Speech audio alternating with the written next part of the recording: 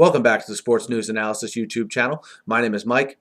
I'm continuing my Week 3 previews and analysis. This video is for the game between the Tampa Bay Buccaneers and New England Patriots. This game will be played up in Foxborough, home of the Patriots. And look, New England 2-0, Tampa 0-2. A lot of subplots in this game.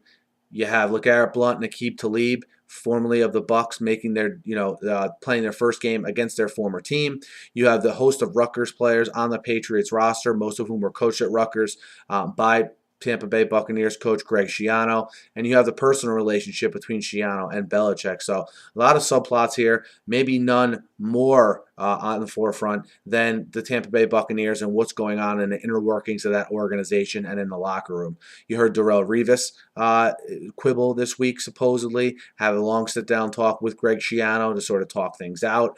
You have Deshaun Goldson, who will play this week, will not be suspended, just fined for some hits he's made the last couple of weeks. And of course, the Josh Freeman question. Does the team believe in him? And secondary to that, can Josh Freeman lead this team in a positive way? You know, they haven't scored many. They've scored, I believe it's 17 points week 1 against the Jets, 14 points last week. So just over 30 points in 2 games, which is not going to get it done.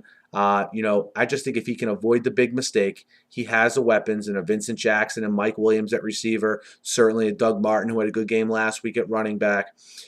Can he just not make the big mistake and bring that completion percentage up a little bit?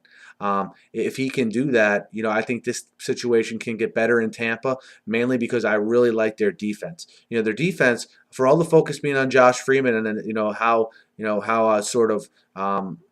dysfunctional that offense is. The Tampa defense, look, they allowed only 16 points to the Saints last week, and and they themselves, have only allowed 34 points in 2 games. So I like where this defense is headed, especially their rush defense, which was solid last year. It's been solid this year. And they're going to get better in the secondary as Revis gets healthy and as they mesh back there. So we'll see how they match up against Brady. Look, Brady, we'll see how him and his weapons have evolved here in the last 10 days, right? They looked horrible. I think the first 2 games on offense, they squeaked out wins against teams with inferior offenses. The Buccaneers have by far the most firepower that this Patriots team has gone up against so far. We'll see if Brady and the gang have evolved at all. I don't think the running game will be a factor here for the Patriots. I think Tampa will take that away. And, can the likes of Kenbrell Tompkins and Aaron Dobson and Gronkowski is questionable now, but it's thought he probably won't play. So can some of these guys on the outside step up in the absence of Gronkowski and, of course, Amendola, who will miss his 2nd straight game this week?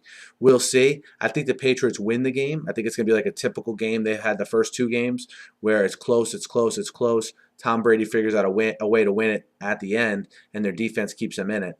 So I like Tampa plus the 8.5. I think 8.5 is a big number for a team like the Patriots, who hasn't really shown much on offense the first 2 weeks of the season here. So I like the Patriots to win, but I like the Bucs plus 8.5 on the road. Hit me up in the YouTube comments. Let me know what you think.